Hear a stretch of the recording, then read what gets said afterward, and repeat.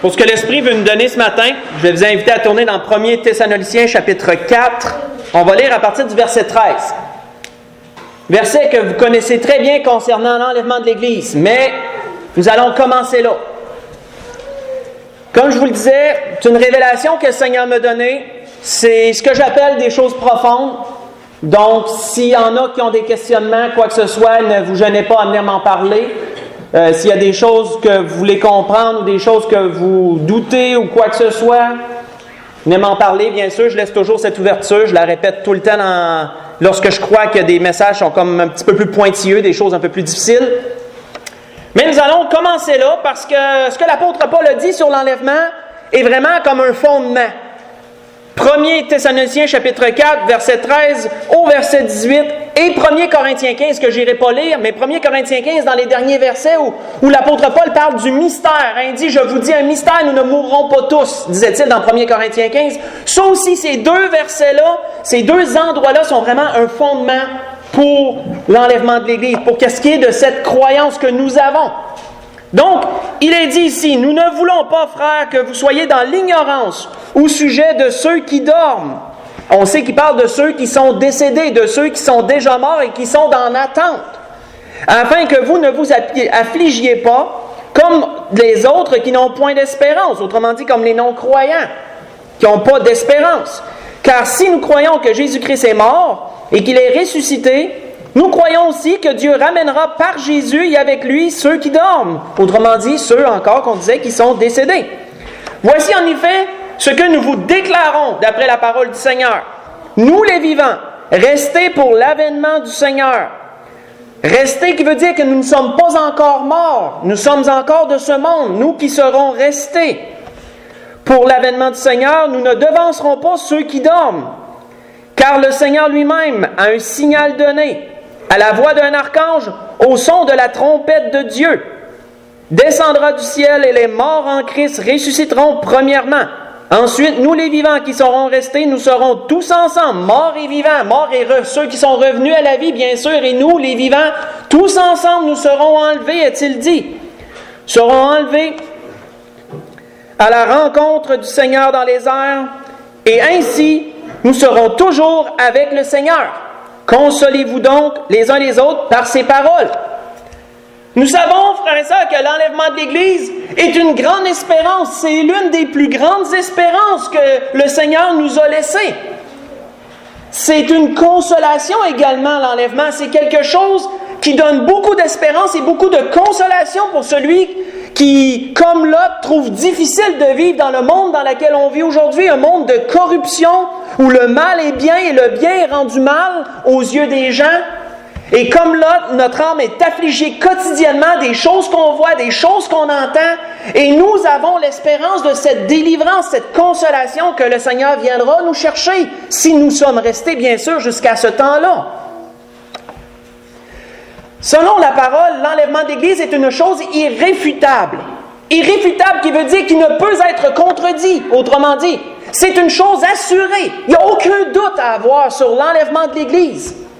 On voit que dans toutes les Écritures, on peut voir périodiquement ce fait. Je vous donne des exemples à l'envolée comme ça avant de poursuivre. Enoch, entre autres, qu'on le sait dans le début de la Genèse, qui la Bible nous dit qu'il a été enlevé. Après avoir marché 300 ans avec Dieu, il a été enlevé. Parce que Dieu l'a trouvé agréable, est-il dit dans Hébreux 11, verset 5. Pas besoin d'y tourner. Également, parce qu'il prêchait le jugement à venir. Il était un annonciateur des choses qui s'en venaient, autrement dit du déluge qui allait s'en venir dans bien des années plus tard. Comme il est mentionné dans Jude, verset 14 et verset 15. Enoch était un annonciateur de ces choses, tout comme l'Église est une annonciatrice de ce qui s'en vient. Et Dieu l'a enlevé parce qu'il est agréable, tout comme l'Église, à travers Jésus-Christ, est agréable à Dieu et elle sera également enlevée. Nous voyons que Noé, la Bible nous dit, Noé est entré dans l'arche et après qu'il est entré dans l'arche s'est élevée au-dessus des eaux, elle s'est élevée au-dessus du jugement qui s'était abattu sur le monde. L'arche de Noé préfigure l'Église. C'est toujours la même chose, c'est toujours le même modus operandi, comme l'expression le dit, toujours le mode opératoire où Dieu délivre le juste du jugement. Il le sauve. Tout comme Noé a été sauvé dans l'arche, ainsi que tous ceux qui étaient avec lui. L'Église est en l'arche, on pourrait dire, de Jésus-Christ, de Dieu à travers Jésus-Christ. Et nous sommes comme ces animaux, comme Noé, ou comme ces gens, si on veut donner des exemples, qui sommes dans l'arche pour pouvoir être sauvés du jugement qui s'en vient. Nous voyons que Lot, connaissant toutes ces choses que je vous mentionne, c'est simplement des faits qui nous démontrent que Dieu travaille toujours de la même façon. Lot, avant que Sodome et Gomorrhe soient détruites, a été délivré de Sodome et Gomorrhe parce que Dieu voulait l'épargner, que la Bible nous dit. Dieu veut nous épargner ce qui s'en vient. Il ne fait aucun doute là-dessus. Les faits au travers des Écritures démontrent comment Dieu agit toujours de la même façon. C'est irréfutable, ça. On ne peut pas revenir sur ces choses. Comme l'apôtre Pierre, avant qu'on enchaîne, le disait lui-même, « Le Seigneur s'est donc délivré de l'épreuve les hommes pieux, et réserver les injustes pour être punis au jour du jugement. » Vous voyez ça dans 2 Pierre, chapitre 2, j'ai lu le verset 9. Mais juste avant ce verset-là, il parlait de ceux que Dieu avait délivrés, ce qu'on vient de dire, entre autres. Il récapitulait toutes ces choses. Si vous partez du verset 5 ou du verset 6 de 2 Pierre, chapitre 2, vous verrez ces délivrances.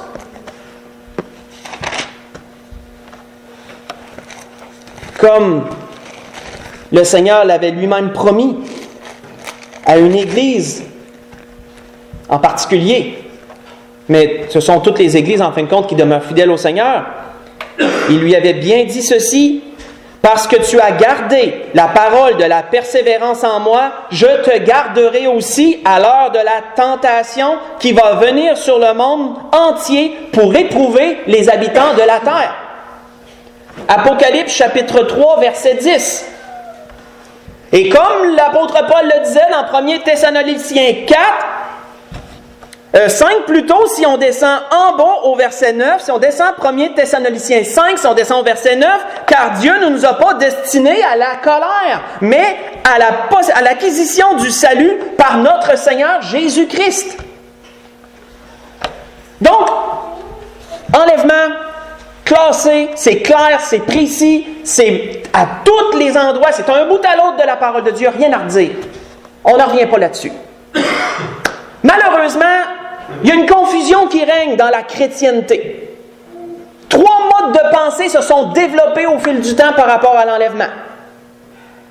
Il y en a qui croient comme nous, qui est la plus grande, je dirais, la plus populaire des croyances, que l'enlèvement surviendra avant la grande tribulation, que ce sera comme l'ouverture, un peu comme les rideaux qui se lèvent, avant tout le reste qui s'en vient. C'est la mode de pensée le plus populaire. C'est l'une des modes de pensée. Il s'en est développé malheureusement d'autres. Il y en a qui croient que l'enlèvement va survenir au milieu de la grande tribulation. Là, ça brouille les cartes. Il y en a qui croient que l'enlèvement va survenir à la fin de la grande tribulation. Juste après toutes ces calamités qui vont s'abattre sur la terre, juste avant que le Seigneur revienne, il y en a qui croient que l'enlèvement va se faire là. Et qu'ensuite le Seigneur va revenir. Autrement dit, ça va être comme si ça va arriver pendant qu'il est en chemin. Il va s'en venir, l'enlèvement, puis là, après ça, il s'en vient sur la terre. Il y en a qui croient ça. Et ça jette une grande confusion dans la chrétienté. Une telle confusion, frères et sœurs, que l'enlèvement d'Église, pour plusieurs dénominations, est devenu un sujet tabou. C'est un sujet qu'on a arrêté de parler parce que ça cause trop de confusion chez les gens. C'est vraiment malheureux. Quand nous voyons que c'est une espérance et c'est une consolation pour chaque enfant de Dieu, ça. Mais ce que l'Esprit veut nous donner ce matin, frères et sœurs, c'est de comprendre pourquoi une telle confusion. D'où ça vient toute cette confusion-là? On va creuser. Premièrement, pour cela, allons dans l'Apocalypse chapitre 4. On va parler des 3 modes de pensée et vous allez voir que chacun, il y a quand même une base, sauf qu'il y a de la mauvaise compréhension. C'est ça le problème. C'est toujours le problème, en fait. La mauvaise compréhension. Mais commençons par la grande tribulation au début, l'enlèvement au début de la grande tribulation, ce que nous croyons. Commençons là parce que c'est la vérité. C'est ça, la vérité. Donc, dans l'Apocalypse chapitre 4,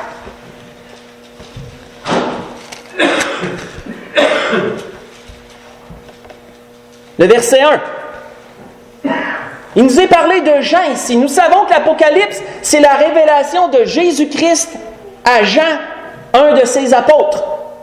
L'apôtre qui avait été prophétisé par le Seigneur, qui serait celui qui demeurerait le plus longtemps, ça serait sans doute le dernier des apôtres à mourir. Souvenez-vous, dans Jean 21, quand que Pierre a demandé au Seigneur à propos de Jean, puis qu'est-ce que le Seigneur lui a dit? « Si je veux qu'il demeure jusqu'à ce que je vienne, peu t'importe, toi suis-moi. » Souvenez-vous de ces paroles. Il y en a qui pensaient que Jean ne mourrait jamais. C'est ce que la Bible nous dit. Il y en a qui se sont mis à raisonner que Jean ne mourrait jamais. Non, il est mort lui aussi. Sauf qu'il est mort le dernier. Ça a été le dernier des apôtres à mourir. Et ça a été celui que le Seigneur a choisi pour recevoir sa révélation, qui est l'Apocalypse, qui veut dire révélation.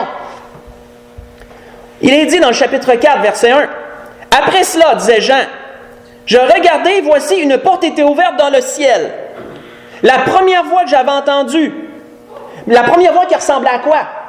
Comme le son d'une trompette qui me parlait, dit, monte ici et je te ferai voir ce qui doit arriver dans la suite. » Faisons une pause ici. Comprenons, frères et sœurs, que Jean a reçu des instructions précises et même des temps précis. Jean a reçu 3 temps, 3 modes de temps, on pourrait dire ainsi. Précédemment, dans le chapitre 1, pas besoin de se tourner. Jean, il a été dit, premièrement quoi? Il a été dit, de la part du Seigneur, « J'étais mort, et voici, je suis vivant au siècle des siècles. Je tiens les clés de la mort et du séjour des morts. Écris donc, et notons, ce que tu as vu, ce qui est, et ce qui vient dans la suite. » Apocalypse chapitre 1, verset 19 et verset 19, oui. Apocalypse chapitre 1, verset 18 et verset 19.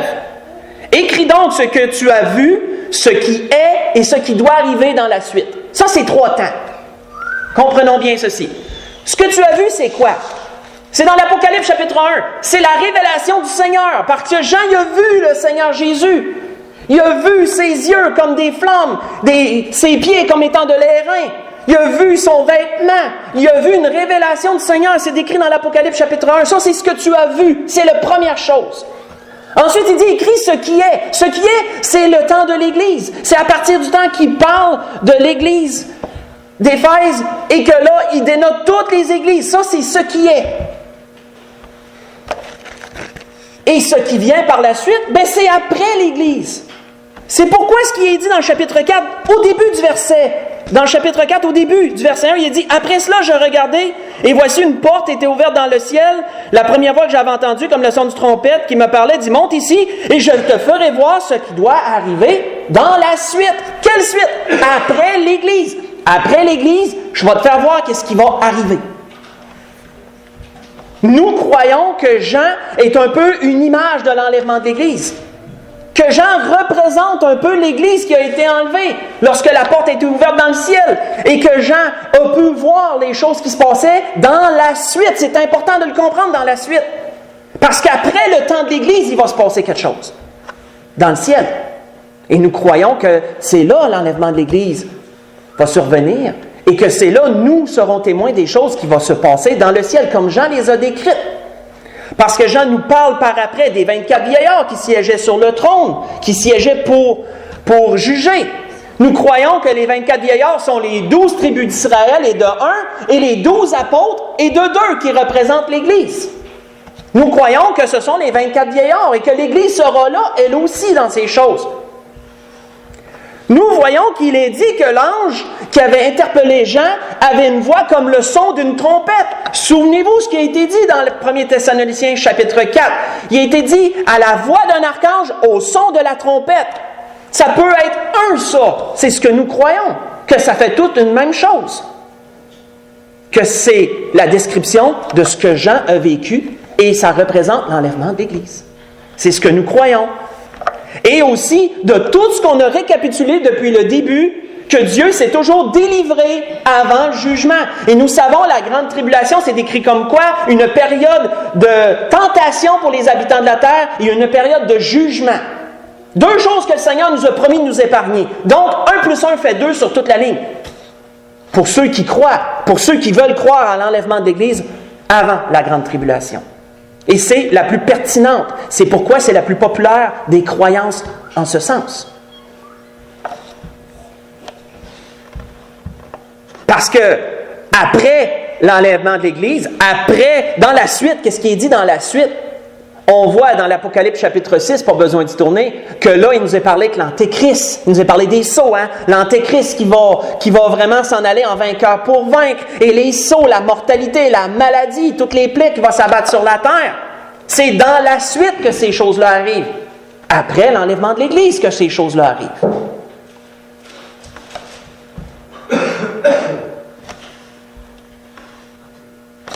Mais il y en a qui croient que l'enlèvement va arriver au milieu de la grande tribulation.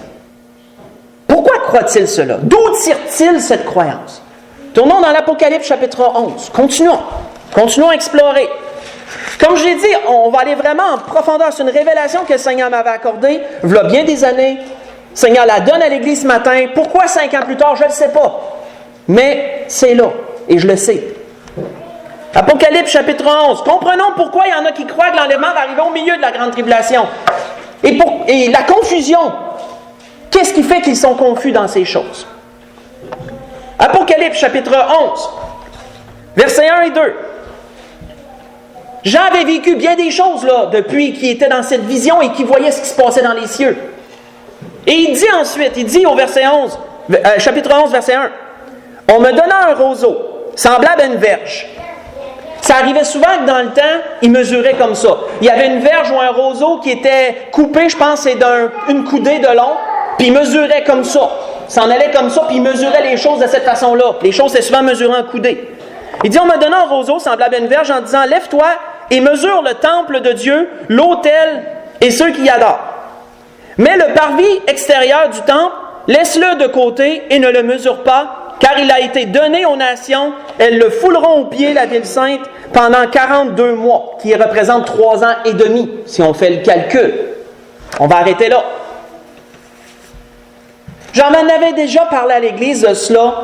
Ce qui a été dit à Jean ici, c'est prophétique de ce qui va arriver bientôt à propos du temple de Dieu. Nous croyons avec fermeté et assurance totale que le temple de Dieu sera reconstruit prochainement.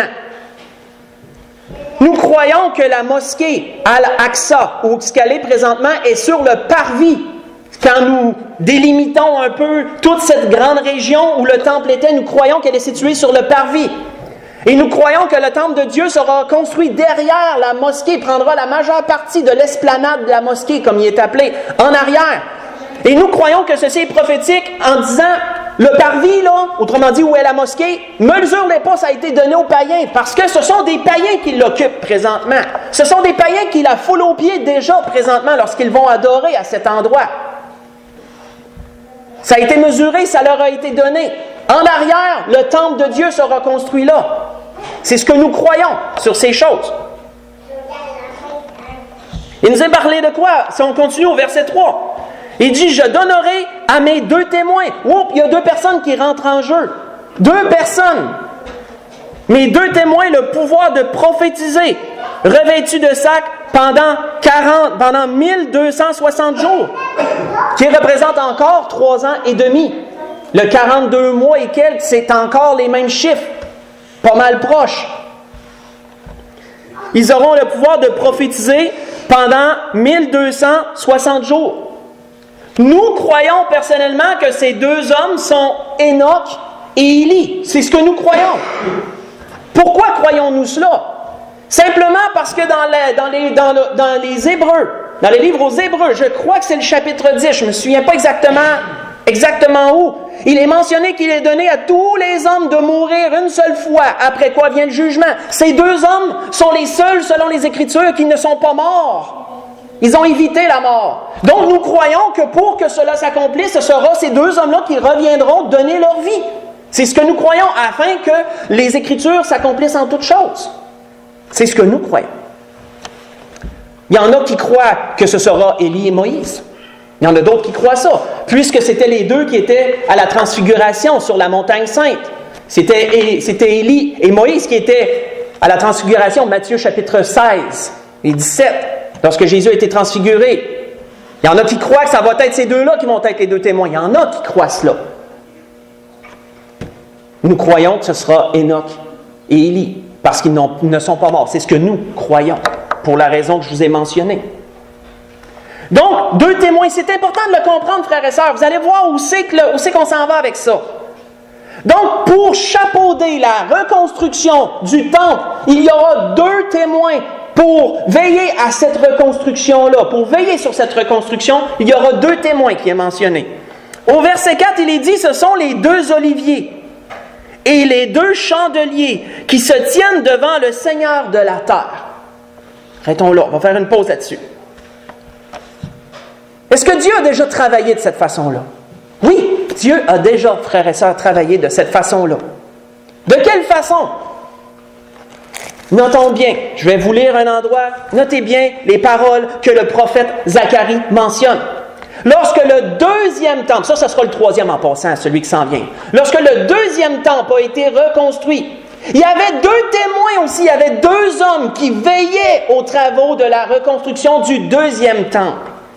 Le prophète Zacharie en avait reçu la parole de Dieu sur ces choses-là. Et il avait été dit ceci, « L'ange qui me parlait, disait Zacharie, revint, et il me réveilla comme un homme que l'on réveille de son sommeil. Il me dit, « Que vois-tu? » Je répondis, « Je regarde, et voici, il y a un chandelier tout en or, surmonté d'un vase portant sept lampes, avec 7 conduits pour les lampes qui sont au sommet du chandelier. » Il nous décrit la ménoa, autrement dit la ménoa, le chandelier à 7 branches. Il nous décrit cela. Et près de lui, deux oliviers. Notez le même nom que Jean avait reçu. Près de lui, deux oliviers. L'un à droite du vase et l'autre à gauche. Et reprenant la parole, je dis à l'ange qui me parlait, que signifient ces choses? Et il me répondit, l'ange qui me parlait me répondit, ne sais-tu pas ce que signifient ces choses? Je dis non, mon Seigneur. Alors il reprit et me dit, c'est ici la parole de l'Éternel adresse à Zorobabel. Ce n'est ni par la puissance ni par la force, mais c'est par mon esprit, dit l'Éternel des armées. Plus loin, il dit quoi? Il est dit quoi? Il est dit, je pris la parole et je dis à nouveau, que signifient ces deux oliviers à droite du chandelier et à gauche? Je pris une seconde fois la parole et je lui dis que signifient les deux rameaux d'olivier qui sont près des deux conduits d'or d'où découle l'or, autrement dit l'huile dans les chandeliers. Il me répondit, ne sais-tu pas ce qu'ils signifient? Je dis non, mon Seigneur. Il me dit, ce sont les deux oins qui se tiennent devant le Seigneur de toute la terre, disait Zacharie. Vous voyez ça dans Zacharie chapitre 4. J'ai lu du verset 1 au verset 6 et j'ai lu aussi à partir du verset 11 au verset 14. Lors de la reconstruction du deuxième temple, il y avait deux hommes, Zorobabel, fils de Sheltiel, et il y avait Josué, le sacrificateur. À ne pas confondre avec Josué, avec Moïse qui était mort depuis très longtemps. Josué, le sacrificateur. Ces deux hommes ont chapeaudé la reconstruction du deuxième temple. Ils étaient appelés les deux oliviers, les deux témoins. Ils ont été appelés comme ça. Et nous voyons dans l'Apocalypse chapitre 11 qu'il y aura deux oliviers, deux témoins que nous croyons être Enoch et Élie, qui veilleront à la reconstruction du troisième temple. Comme vous voyez, Dieu opère toujours de la même façon dans ces choses.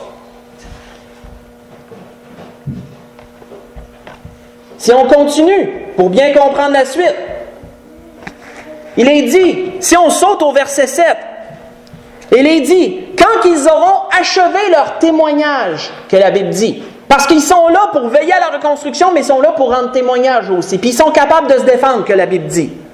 Les gens vont vouloir leur faire du mal, les gens ne seront pas capables de leur faire du mal pendant le temps qu'ils ont à faire. Mais quand ils auront achevé leur témoignage, la bête qui monte de l'abîme leur fera la guerre, les vaincra et les tuera. L'Antéchrist, par la puissance de Satan, va être capable de les vaincre. Ça va être le seul qui va être capable de les vaincre. Lorsque le temps va être venu. On a parlé de hâte, la semaine passée, d'hâter les choses. Il n'y aura rien d'hâté là-dedans. Là. Lorsque le temps va être venu. L'Antéchrist va être capable de les vaincre. Leurs cadavres seront sur la place de la grande ville, qu'on nomme symboliquement Sodome et Égypte. Ça représente Jérusalem, ce qu'elle est malheureusement devenue au fil du temps. Sodome et Égypte. idolâtrie d'une part et malheureusement dépravation d'un autre. Là même où leur Seigneur a été crucifié, donc on sait que ce n'est pas ailleurs que Jérusalem. Ce sont des paroles qui témoignent d'où on parle. Ils seront où? Ils seront là, à Jérusalem. Il est dit, leurs cadavres seront sur la place de la grande ville, oui. Et là, on voit que les nations vont se réjouir de tout cela. Les nations vont être contentes et vont se réjouir parce qu'ils vont avoir été tourmentés par ces hommes-là. Mais qu'est-ce qu'il est dit à partir du verset 11? Si on saute au verset 11, il est dit, après 3 jours et demi, leur cadavre va être laissé sur la place publique pendant 3 jours et demi. On va leur refuser la sépulture. Comme un genre de punition, qu'on pourrait dire. Mais après 3 jours et demi, un esprit de vie venant de Dieu entrera en eux, il se tint sur leurs pieds et une grande crainte s'empara de ceux qui les voyaient. On appelle ça une résurrection, en passant. Des morts qui reviennent à la vie, c'est une résurrection. Ces 2 hommes ressusciteront d'entre les morts, se tiendront devant les gens et les gens seront tous surpris de cela. Il est dit quoi? Ils entendirent une voix du ciel qui leur disait « Montez ici ». Ils montèrent au ciel dans la nuée et leurs ennemis les virent. Ça appelle ça un enlèvement, frères et sœurs. Ces 2 hommes ressusciteront et seront enlevés. La Bible est formelle là-dessus.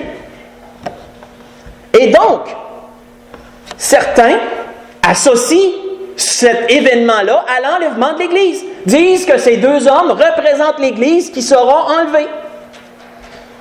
Sauf que, pour bien des raisons, c'est contredisable. Ça va à l'encontre de beaucoup de portions des Écritures, cette façon de penser-là.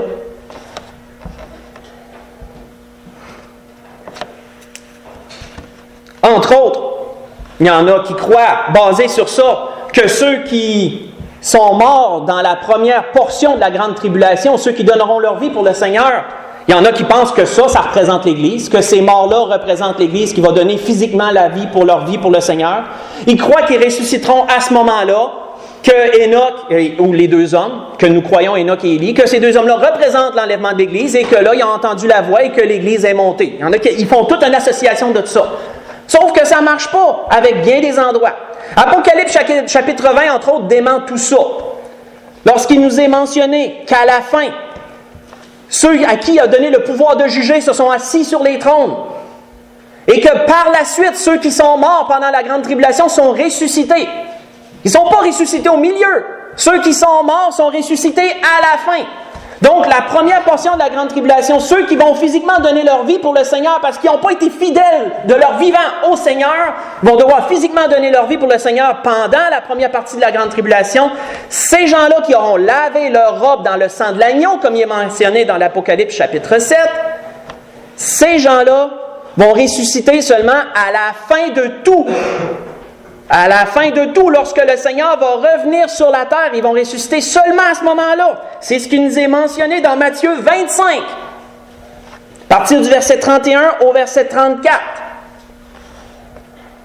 Les Écritures sont complètes, tout est très bien décortiqué. Ces 2 témoins seront les seuls à être enlevés au milieu de la grande tribulation. Il n'y aura pas d'autre qu'eux. Il ne nous est pas mentionné de son de trompette, d'ailleurs. La trompette est mentionnée par après. La 7e trompette a sonné à partir du verset 15, plus loin. Mais quand on lit dans 1 Thessaloniciens 4, il nous est bien mentionné qu'au son de la trompette, l'enlèvement va arriver. Donc on voit que ça ne tient pas debout. Il y a bien des raisons qui font que ça ne tient pas debout, cette croyance-là. Mais il y en a qui s'attachent quand même à ça.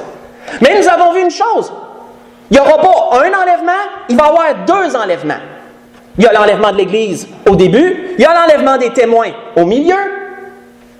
Pourquoi il y en a qui croient qu'il va y avoir un enlèvement à la fin? Tournons dans l'Apocalypse chapitre 7. On continue. Comme je vous ai dit, c'est technique, c'est décortiqué pour que l'Église comprenne pourquoi on croit ce qu'on croit. Et pourquoi il y en a qui sont confus à propos de certaines croyances. Dans l'Apocalypse chapitre 7, à partir du verset 3,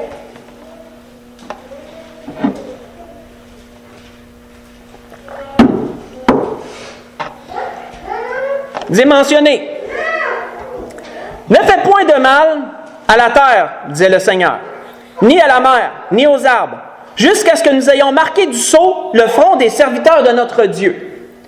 Et j'entendis le nombre de ceux qui avaient été marqués du sceau, 144 000 de toutes les tribus des fils d'Israël. Et là, à partir du verset 5, on ne le lira pas, mais là, il nous est donné tant de mille de la tribu de Ruben, tant de mille de la tribu, qui fait au total 144 000. Nous savons que le Seigneur, pour continuer à rendre son témoignage pendant la grande tribulation, aura un reste qui va rendre témoignage de lui. Un reste qui sera fidèle à Dieu. Et on ne parle pas des gens qui sont morts dans la première portion, on ne parle pas de ceux qui vont physiquement donner leur vie, on parle de Juifs. On parle de Juifs, c'est dit clairement, 144 000 de la tribu d'Israël. Donc on ne peut pas se tromper. C'est de la tribu d'Israël. Ce sont des Juifs, ceux-là. Est-ce que Dieu a déjà agi comme ça? Oui, Dieu a déjà agi comme ça. Où Dieu a-t-il déjà agi comme ça? Faites juste écouter, je vais aller vous lire une petite portion d'un autre endroit dans l'Ancien Testament qui va nous démontrer où Dieu a déjà agi de cette façon-là. Nous savons qu'Élie a été enlevé. Nous savons qu'Élie représente l'enlèvement de l'Église. On le voit dans bien des endroits, ça. On le comprend du moins comme ça, très parfaitement. Mais ce qui a suivi l'enlèvement d'Élie est aussi important de ce que ces 144 000-là vont faire. Parce que c'est Dieu qui répète sa même façon de procéder. Nous savons qu'Élie était découragé. Nous savons qu'Élie a demandé même la mort. Parce qu'il dit, j'ai déployé mon zèle pour Dieu. Puis là, il dit, ça n'a pas marché. Dieu a dit, c'est correct. C'est rendu jusqu'au mont, c'est rendu jusqu'à la montagne de Dieu pour plaider sa cause devant Dieu. Et Dieu lui a dit, c'est correct. Il a donné des tâches prédéfinies à accomplir avant d'être enlevé. Tu vas aller voir telle personne, tu vas oindre tel roi, tu vas aller voir ton serviteur, c'est lui que tu vas oindre comme prophète à ta place. Et il y avait des choses à faire avant cet enlèvement-là. Mais il est dit, entre autres, pour lui,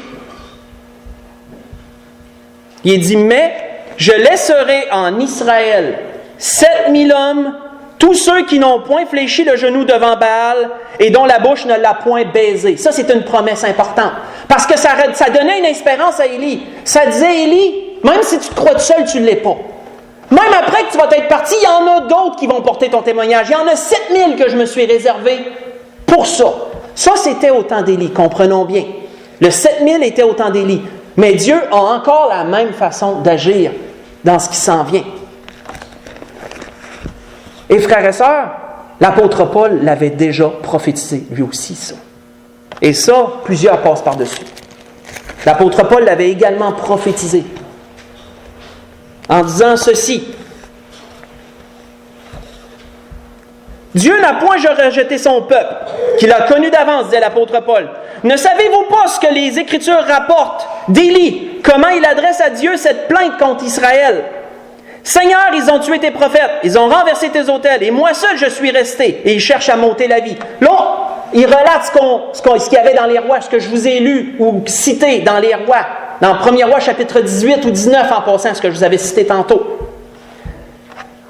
Paul rapporte ces choses. Et qu'est-ce qu'il dit? Quelle réponse Dieu lui donne-t-il? Je me suis réservé 7000 hommes qui n'ont point fléchi les genoux devant Baal. Il renote encore ce que Dieu avait dit à Élie. Je me suis réservé 7000 personnes. Mais qu'est-ce que Paul dit? Paul en rajoute.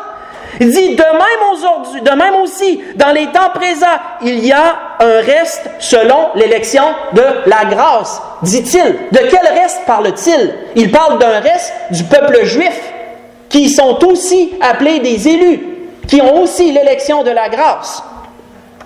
Et c'est ce reste-là parmi Israël sont les 144 000 qu'il y aura pendant la grande tribulation, qui porteront également le témoignage du Seigneur. Ce sont eux qui seront les témoins après l'Église, comme Élie a été enlevé, comme l'Église, ça représente l'Église, comme l'Église est enlevée, ce seront eux qui vont continuer pendant la grande tribulation le témoignage, comme les 7000 au temps d'Élie. Quand on comprend bien, Dieu opère de la même façon. Ce que je vous ai lu dans Romains, c'est dans chapitre 11, en passant, Romains chapitre 11, j'ai lu verset 5, j'ai lu le verset 4 et verset 5. Dans Romains chapitre 11. Et comment, frères et sœurs, savons-nous que ces gens-là sont des élus. Si on tourne dans Matthieu 24, tournons dans Matthieu 24, on les voit aussi, ces élus-là, sont mentionnés dans Matthieu 24.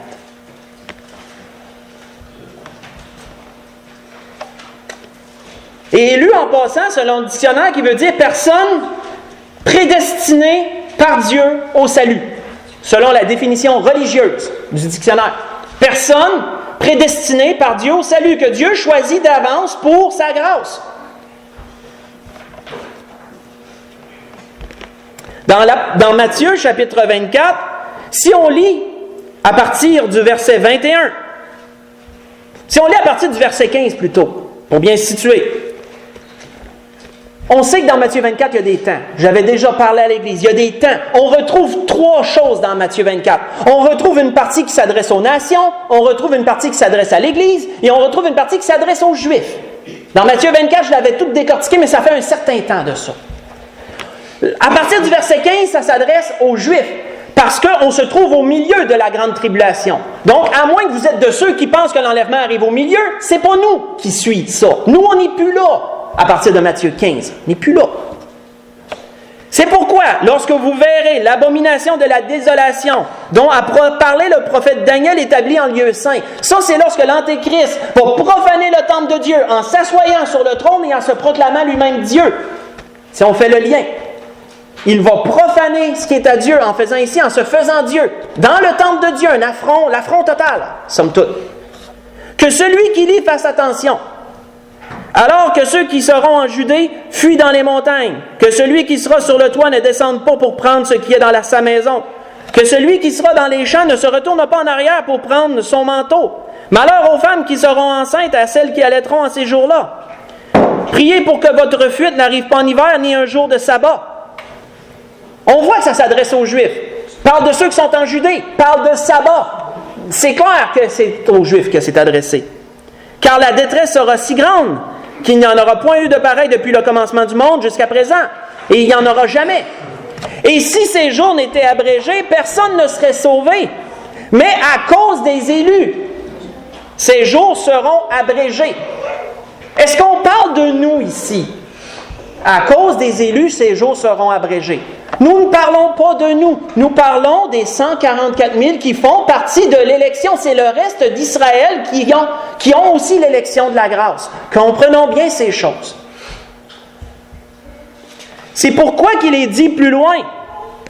Si quelqu'un vous dit alors, le Christ est ici ou il est là, ça c'est pour eux. Parce que l'Antéchrist va être là, il va se dire le Christ. Donc si quelqu'un vous dit qu'il est le Christ, si quelqu'un dit qu'il est là ou il est là, ne le croyez pas. Car il s'élèvera de faux Christ et de faux prophètes. Ils feront de grands prodiges et des miracles. Qui fera les prodiges et les miracles? C'est le faux prophète. Il s'élèvera des faux prophètes qui feront de grands prodiges et des miracles. Au point de séduire, s'il était possible, même les élus. De quels élus? Est-ce qu'on parle de nous? Non, nous ne parlons pas de nous ici, je le répète. On parle des 144 000 qui auront à vivre ces choses-là. Les témoins qui seront demeurés qui vont vivre ces choses-là. Voici, je vous l'ai dit d'avance. Et comprenons que la Bible est intemporelle. Dieu disait ces choses à ses apôtres qui étaient aussi des Juifs. Parmi les écrits de la Bible, tous se retrouvent dans ces écrits-là.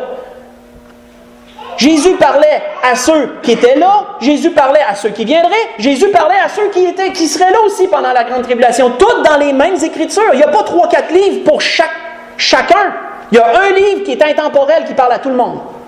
Seulement que chacun se retrouve dans ce livre-là, qui est la parole de Dieu. Si donc, on vous dit, voici il est dans le désert, n'y allez pas. Voici il est dans les chambres, ne le croyez pas. Car comme l'éclair part de l'Orient et se montre en Occident, ainsi sera l'avènement du Fils de l'homme, son retour glorieux sur la terre, là, après l'enlèvement de l'Église, son retour pour venir régner. Comme l'éclair se voit d'un bout à l'autre, lorsque le Seigneur va revenir pour régner, bien, toutes les nations vont le voir. Ils vont tous le voir arriver. Ça ne se fera pas soudainement. Pas son retour pour régner sur la terre ne se fera pas soudainement. Tout le monde va le voir arriver. Comme l'éclair part de l'Orient et s'en va jusqu'en Occident. Et ainsi sera l'avènement du Fils de l'homme. En quelque lieu que soit le cadavre, là s'assembleront les vautours. Ça, c'est prophétique de Jérusalem qui va être assiégé par toutes les nations à la fin de la grande tribulation. Le cadavre, c'est Israël, les vautours, c'est toutes les nations qui vont venir pour venir manger le cadavre. Hein? C'est l'image, c'est symbolique, ça. Donc, lorsqu'on a compris ces choses-là, lorsqu'on a vraiment assimilé cela, retournons dans l'Apocalypse, chapitre 14 cette fois-ci. Dans l'Apocalypse, chapitre 14. Qu'est-ce qui va arriver à ces 144 000-là? C'est ce qu'on va voir. Dans l'Apocalypse, chapitre 14.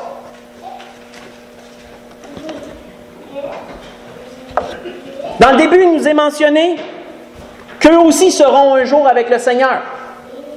Prophétiquement, il nous est mentionné qu'eux aussi verront le Seigneur. Il dit, juste sur le verset 1 du chapitre 14, il disait « Je regardais, voici l'agneau se tenait sur la montagne de Sion. » Ça, c'est dans son retour, lorsqu'il va être revenu, là, pour régner. Il se tenait sur la montagne de Sion, et avec lui 144 000 personnes qui avaient son nom et le nom de son Père écrit sur leur front. 144 000. Mais comment se retrouveront-ils avec le Seigneur? Sautons au verset 14 de l'Apocalypse chapitre 14. Sautons là. Et comprenons bien ce qui est dit. Il dit, je regardais, et voici il y avait une nuée blanche. Et sur la nuée était assis quelqu'un qui ressemblait à un fils de l'homme, un fils d'homme, ayant sur sa tête une couronne d'or et dans sa main une faucille tranchante. La faucille, frères et sœurs, on s'en servait pour couper les gerbes de blé, pour les lier ensemble et les mettre dans le grenier. La faucille servait à ça, servait au fermier qui faisait sa moisson. Donc, il voit quelqu'un avec une faucille, avec une couronne, ça veut dire qu'il a un pouvoir. Il dit quoi? Et un autre ange sorti du temple cria d'une voix forte à celui qui est assis sur la nuée, « Lance ta faucille et moissonne, car l'heure de moissonner est venue, la moisson de la terre est mûre. » Celui qui était assis sur la nuée jeta sa faucille sur la terre, et la terre fut moissonnée. Si vous faites des recherches, vous comprendrez que la moisson est souvent associée à l'enlèvement. Il y aura, à la fin de la grande tribulation, un enlèvement pour les 144 000 Juifs, avant que la colère de Dieu s'abatte totalement. Juste avant. La colère de Dieu sera tout le long, mais à la fin de la grande tribulation, il va arriver vraiment ce qu'il y a de pire. Les grêlons d'un talent et compagnie, là, les choses, les pires calamités. La terre est réservée pour le feu. Souvenez-vous ce que Pierre a dit.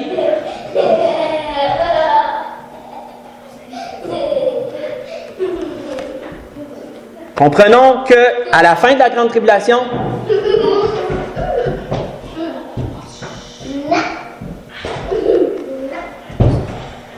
il y aura un troisième enlèvement qui démontre ces choses-là.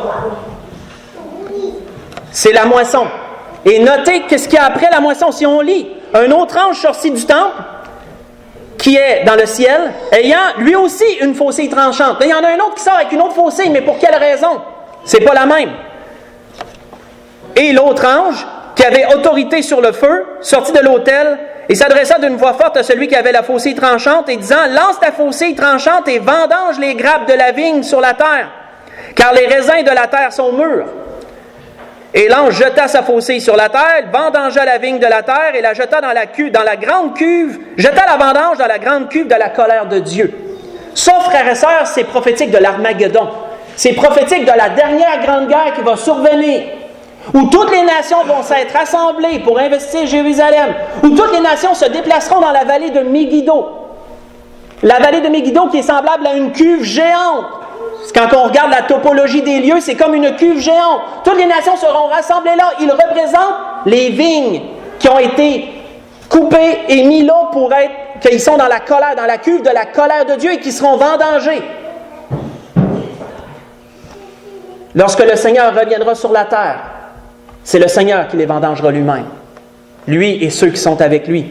Et la Bible nous dit que ce sera une guerre si affreuse que le sang va sortir jusqu'aux morts des chevaux. Le mort, c'est où que les chevaux ils ont la bride dans la bouche. Ça veut dire que c'est haut. Mais comprenons qu'il y a une différence entre la moisson et la vendange dans cette portion-là. La moisson, c'est l'enlèvement des 144 000. La vendange, c'est la colère de Dieu pour ceux qui seront venus pour détruire la ville sainte et pour l'investir à la fin. Il y en a qui croient que l'enlèvement de l'Église va être à la fin. Il y en a qui croient que cette moisson-là représente l'enlèvement de l'Église. Mais encore là, ça ne tient pas debout pour bien des raisons, ça ne concorde pas avec les Écritures. Parce que premièrement, c'est les Juifs. Ces 144 000 Juifs, il nous est décrit qu'ils connaissent le cantique de Moïse. Si vous lisez le Deutéronome chapitre 32, c'est le cantique de Moïse. Le cantique de Moïse, ce ne sont pas nous. Ce n'est pas nous qui avons à chanter ce cantique-là. C'est spécifiquement pour les Juifs. C'est le cantique de Moïse pour les Juifs. Et les 144 000 seront ceux, si on aurait lu au chapitre 7 de l'Apocalypse, continuer plus loin, ceux-là chanteront le cantique de Moïse. Mais nous, non. Donc, ça ne peut pas être l'Église qui est enlevée. En plus, la 7e trompette est appelée, selon la parole, la dernière. En plus, la 7e trompette, c'est, comment je pourrais dire, c'est la dernière de toutes. Dans le 1er Thessaloniciens, chapitre 4, il ne nous est pas mentionné une dernière trompette. Comprenons qu'il y a une différence entre une trompette qui annonce les jugements de Dieu et une trompette qui avertit les temps. Les trompettes, ils s'en servaient pour bien des raisons. Dans la parole, elles servaient à bien des choses. Comme dans une armée, mais là, plus aujourd'hui, mais dans le temps, la trompette servait à faire avancer les soldats au pas, pouvait servir à avertir d'arrêter, pouvait servir à bien des choses, dépendant du son qui en sortait. Comme je le disais, pour beaucoup de raisons, cet enlèvement-là ne concorde pas avec l'enlèvement de l'Église. Mais il y en aura bien une pour les 144 000, qui sont aussi des élus, qui sont aussi appelés des élus.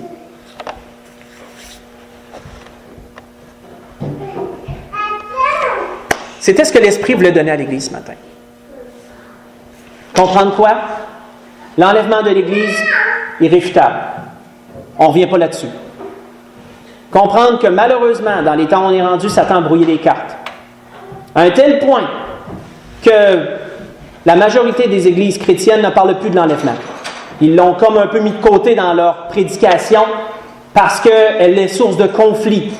Elle est source de confusion. Et c'est tellement triste. On voit que ça ne vient pas de Dieu, ça.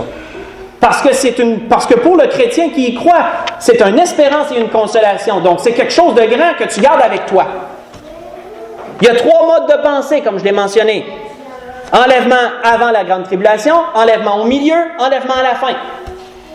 Pourquoi les gens sont si confus? Mais parce qu'il y en a vraiment 3 enlèvements qui sont mentionnés dans l'Apocalypse. C'est pour ça que les gens sont confus. Il y a l'enlèvement de l'Église au travers Jean, Apocalypse chapitre 4, et bien d'autres endroits le démontrent, c'est ce qui est le plus plausible. On l'a vu au travers de l'exemple d'Enoch, l'exemple d'Élie, l'exemple de Noé, l'exemple de Lot, etc. Les promesses de Dieu aussi dans l'Apocalypse à l'Église de Philadelphie. Tout ce qui est mentionné, ça.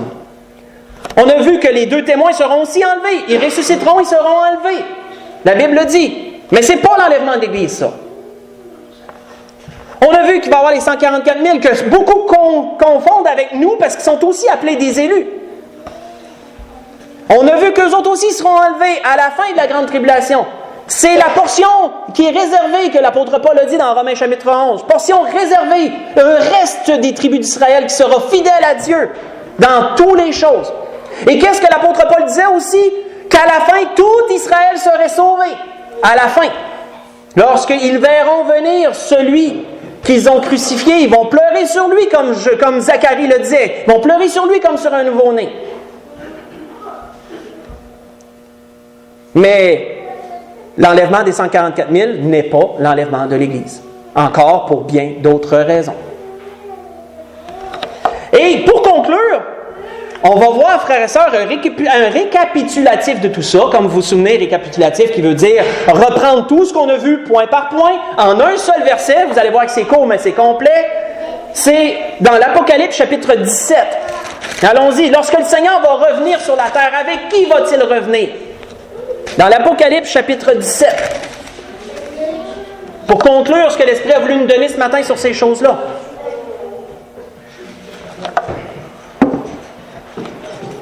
Dans l'Apocalypse chapitre 17, on va lire 2 versets, le verset 14 et le verset 15.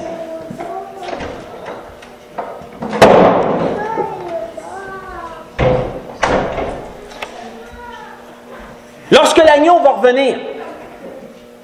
Il est dit, ils combattront contre l'agneau, et l'agneau les vaincra, parce qu'il est le Seigneur des seigneurs et le Roi des rois. Et notez les 3 groupes qui sont mentionnés, 3 groupes de personnes, les appelés, les élus et les fidèles qui seront avec lui, les vaincront aussi. Ces 3 groupes-là, ce sont ceux qui ont participé aux 3 enlèvements. L'Église, les 2 témoins, les 144 000. Les appelés, les élus et les fidèles. Donc, on voit qu'on réunit tout ça ensemble. Ces 3 groupes-là seront avec le Seigneur lorsqu'il va revenir physiquement sur la terre pour régner. Lorsqu'il va venir vaincre l'Antéchrist. Lorsqu'il va venir fouler la cuve de sa colère, que les nations auront été assemblées dedans, dans la vallée de Megiddo, qui sera l'Armageddon. La grande guerre dont les gens parlent mais ne connaissent pas le sens. Les appelés, les élus et les fidèles qui seront avec lui les vaincront aussi.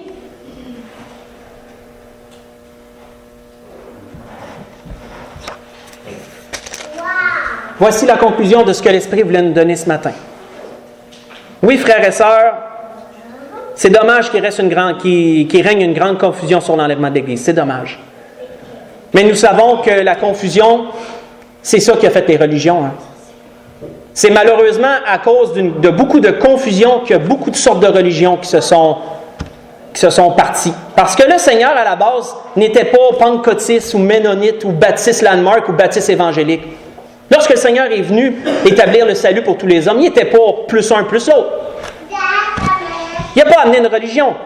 Oui, une religion dans un sens, une observation des principes qu'il a lui-même donnés. C'est une religion à la base. Mais il n'a pas amené plusieurs religions, le Seigneur. Il en a amené juste une. Ce sont les hommes qui ont créé, malheureusement, beaucoup de religions à cause de confusion sur un point, sur un autre. Divergence d'opinion, on part une religion. D'autres divergences, on part une autre religion, etc. Et des gens suivent une et des gens suivent l'autre. C'est vraiment dommage. Mes frères et sœurs, on est malheureusement dans ce temps-là. C'est dommage que Satan ait réussi à enlever de plusieurs églises la grande espérance et la consolation qui doit nous habiter. Mais nous, Baptiste Landmark du moins, et je sais qu'il y en a d'autres qui croient la même chose, on sait que l'enlèvement va arriver au début de la grande tribulation. Ça sera l'ouverture de ces choses, comme un rideau qui se lève pour le spectacle qui suit. Nous croyons en cela, et cette assurance, nous devons l'avoir. Mais comprenons qu'il y a d'autres raisons pourquoi les gens sont confus. Il y a d'autres enlèvements qui vont survenir pendant la grande tribulation, et malheureusement, les gens sont confus sur ces choses-là.